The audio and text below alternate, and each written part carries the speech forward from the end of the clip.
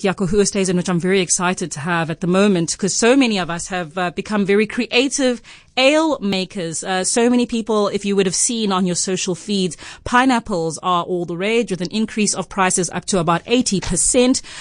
It would say that we would definitely say that people have become creative both with yeast and pineapples, creating their own alcohol under the COVID-19 ban. CEO of the RSA Group, Jaco Oosthuizen, joins me next to talk about those dynamics.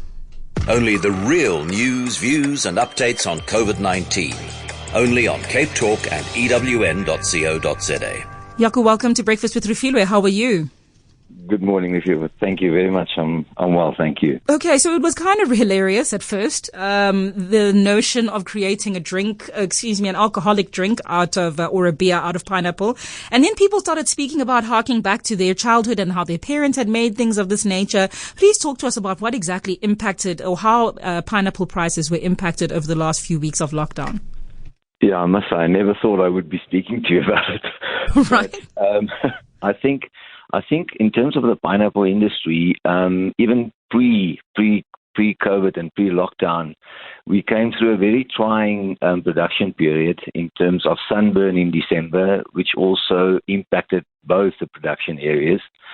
So coming into lockdown and people needing to stay home, I think people rediscovered, home cooking and became creative in terms of brewing some additional liquid requirements that they didn't think was possible before. Sure. And this 80% increase, I mean, it was something like from 12 Rand 50 to like 22 Rand 50 or something like that in terms of, I think is that per kilo or of the pineapple? No, that's probably per unit. So normally pineapple prices would be in the range of 60 to 80 Rand a box, which would be an 8 kilogram box. But prices were already firm, a lot firmer pre-lockdown. Because of the demand of the supply being stretched because of natural damage to the crop in growing season. So the prices have already been firming up, and then in lockdown period it really rocketed because there's a demand. Pineapples are healthy. It's sweet. It's nice to eat. Yes. It's great quality. And it's value for money, but if alternative usage are found for it, then the demand will increase. And have you seen that? We're happy for the return for the growers in terms of the pricing. Yeah. And has that benefit been mostly kept within SA? Are we mostly our own providers of pineapple? Yeah, we've got fantastic growers in all the areas. The main areas are Seshui and then also in the Eastern Cape. And we're self-sufficient in terms of pineapple production. We're very lucky. That's fantastic. Have you seen this kind of trend playing out in other fruits or vegetables? I think in terms of in general, in terms of South African fresh produce, we're blessed to have world-class producers.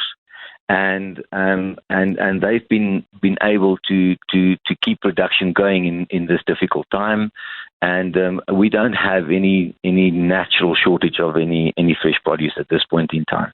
And do we have any oversupply? Any potential for wastage?